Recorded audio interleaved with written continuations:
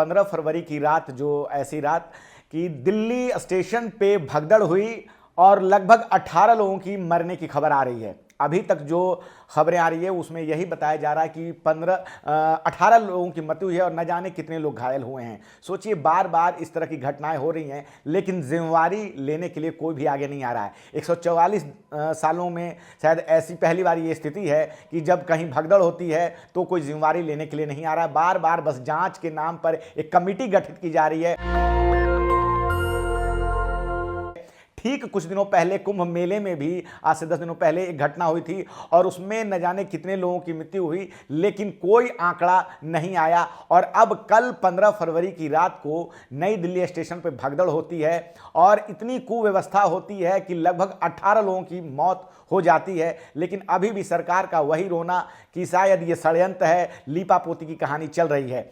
कहा यह जा रहा है कि शाम के लगभग 5 से 6 बजे के बीच में ही भीड़ जो है बढ़ना शुरू हो गया था। कल वीकेंड का समय था उस समय, और उसके कारण कई लोग दिल्ली से बाहर जाते हैं। कुंभ की अलग भीड़ थी और ये शाम से ही लगातार भीड़ बढ़ती जा रही थी। ऐसे में सवाल ये उठता है कि क्या प्रशासन को इस बात की जानकारी नहीं थी, क्योंकि प्रशासन ये भी कह रहा है कि हर घंटे में 1500 जनरल टिकट काटे जा रहे थे। तो क्या रेलवे के अधिकारियों को यह पता नहीं चल रहा था कि दिल्ली स्टेशन पर इतनी बड़ी संख्या में लोग आने वाले हैं? जिस तरह से टिकटें कट रही थी, और कहा यह भी जा रहा है कि कुंभ की जो स्पेशल ट्रेनें थी वो 14 से 16 के बीच में आने वाली थी, और एक ट्रेन जो कि 14 नंबर से खुलने वाली थी उसको अंतिम समय में 16 नंबर पे शिफ्ट कर दिया गया। उसके बाद ये भगदड़ मची, और ये भी बताया जा रहा है कि न जाने कितने लोगों की मृत्यु हुई। और उसमें कूली जो वहां पे थे वो बता रहे थे कि ऐसी भीड़, जो कुछ कूली ऐसे हैं जिन्होंने कहा कि सन 1980 से वो नई दिल्ली स्टेशन पे काम कर रहे हैं, लेकिन ऐसी भीड़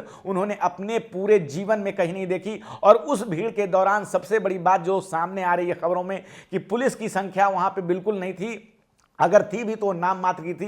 ये सोचने वाली बात है कि शाम से जब लगातार भीड़ बढ़ रही थी तो आखिर रेलवे के अधिकारी क्या कर रहे थे।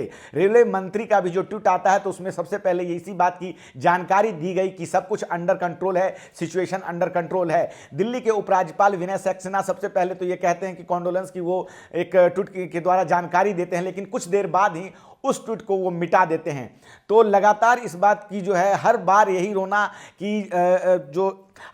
रोना कि कहीं ना कहीं कोई षड्यंत्र है, कुछ घटना ऐसी हुई है। और कई चैनलों तो पे ये भी कहा जा रहा है कि क्या श्रद्धालुओं को नहीं सोचना चाहिए कि इतनी संख्या में वो कई लोग जो है बिना टिकट के यात्रा कर रहे हैं। जब बिना टिकट के यात्रा कर रहे हैं तो स्टेशन पे जब जो लोग बिना टिकट के आ रहे हैं तो इस बात की तफ्तीश कौन करेगा कि लोग बिना टिकट के ही स्टेशन पे आ रहे हैं? क्या इस बात के लिए रेलवे अपनी जवाबदेही तय नहीं करेगा?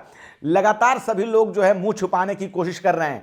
जिस भारत को 5 ट्रिलियन बनाने की बात की गई थी, जिस भारत को एक नए भारत बनाने की बात की गई थी, तो लगातार भगदड़ में मौत हो रही है इस भारत में। कुंभ के नाम पर जो 144 साल का कुंभ जो लगा इस बार, और श्रद्धालु ये सोचकर घर से निकल रहे हैं कि जाकर वो अमृत स्नान करेंगे, लेकिन उन्हें क्या पता होता है कि रास्ते में ही उनकी मौत हो जाएगी। और भारत में ऐसे बाबाओं की भरमार है जो इस मौत को वो कह के टालने की कोशिश करते हैं, सरकार को बचाने की कोशिश करते हैं कि ये मृत्यु नहीं है, ये मोक्ष है। आप समझ रहे हैं कि मैं किन की बात कर रहा हूं। पिछली बार जब घटना हुई तो बागेश्वर बाबा धीरेन्द्र शास्त्री ने यह कहा कि मरना तो सबको है, लेकिन गंगा के किनारे अगर कोई मरा है तो ये मोक्ष मिला है। अब शायद लगता है कि कल जब स्टेशन पर यह घटना हुई है तो उसके बाद फिर से वो कुछ ऐसा ही कहेंगे कि फिर से 18 लोगों को मोक्ष मिला है। और जब हम सरकार के लोगों से बात करने की कोशिश करते हैं तो वो लोग कह रहे हैं कि कहीं ना कहीं जो है इसके पीछे कोई षड्यंत्र लगता है।